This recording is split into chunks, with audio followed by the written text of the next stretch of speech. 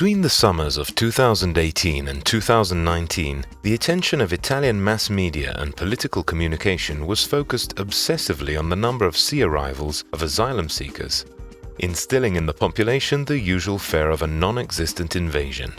The truth is that only 23,370 migrants arrived by sea in 2018, a number that decreased by more than 80% compared to 2017, and further decreased to only 7,700 cases in the first 3 quarters of 2019. This is 5 times less than the 39,000 migrants who have since landed in Greece, and about 2.5 times less than the 19,000 who have landed in Spain. In 2018, Italy also readmitted 6,400 asylum seekers who had migrated illegally to other EU countries in compliance with the Dublin regulation. As is well known, this collapse in the number of sea arrivals has been achieved at a very high price. Many migrants have in fact been intercepted by the Libyan Coast Guard, an initiative financed by Italy and the European Union. The migrants are then returned to Libya's detention camps, where they have once again been subjected to widely documented violence and torture. Many other migrants drowned along the central Mediterranean route, which still remains the deadliest sea route in the world, with more than 25,000 deaths or missing persons since the year 2000, representing more than half of all deaths on sea routes worldwide. In 2018 alone, the World Organization for Migration counted more than 1,300 dead or missing along the stretch of sea between Italy and Libya. 1 death for every 35 people who attempted the crossing. The number of unaccompanied foreign minors arriving by sea has also decreased significantly, with just over 3,500 in 2018. But their presence among the total number of migrants arriving through the Mediterranean continues to remain significant, amounting to more than 1/7 of the total. In addition to the decrease in the number of migrants landed on the shores, the scenario of migration flows to Italy is also affected by the virtual closure of regular entry channels for non-EU foreigners living abroad, who intend to enter Italy as workers. This has been happening for several years now. The annual entry quotas, in fact, continue to be provided almost exclusively for seasonal workers or for foreigners already residing in Italy who wish to convert their residence permit. It is also for these reasons that the foreign population in Italy has been growing at a very contained pace for the last 6 years. Even considering the balance provided by the 112,500 acquisitions of Italian citizenship by foreign citizens, the number of foreign residents increased in 2018 by only 2.2%, 5,255,000 or 8.7% of all inhabitants of the country. Considering only non-EU residents, on the other hand, their number has remained practically the same since 2016, 3,717,000 by the end of 2018. This figure is in contrast to world immigration trends, given that in June 2019 the number of migrants in the world reached 272 million, more than 1 migrant for every 30 inhabitants of the Earth.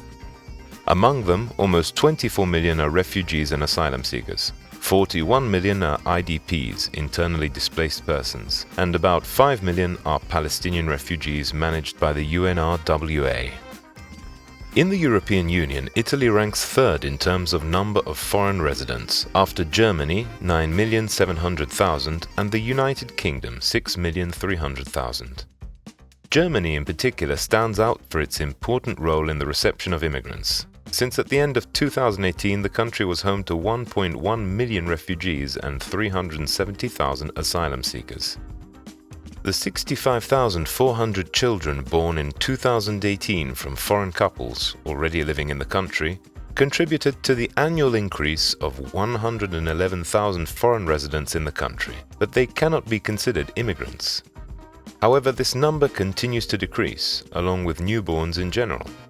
439,000 in 2018, the lowest level recorded in many years, of which foreign newborns account for just over 1/7 of the total. Moreover, thanks to historical developments in immigration, there are almost 1.5 million foreigners who have acquired Italian citizenship over the years, while among foreign residents, those born in Italy, the so-called second generation, which is considered foreign only from a legal point of view, are already more than 1/5 of the total, about 1.1 million. Half of them are children and young people studying in Italian schools, numbering 531,000, comprising almost 2/3 of the 842,000 foreign students in Italy, who in turn represent 1/10 of the entire school population in Italy. Despite this rootedness, however, disadvantages and discrimination in terms of social and employment integration are still a problem, especially in a rigid and segmented labor market such as the Italian one. The 2,455,000 foreign workers present in Italy at the end of 2018 constitute 1/10 of all workers employed in the country.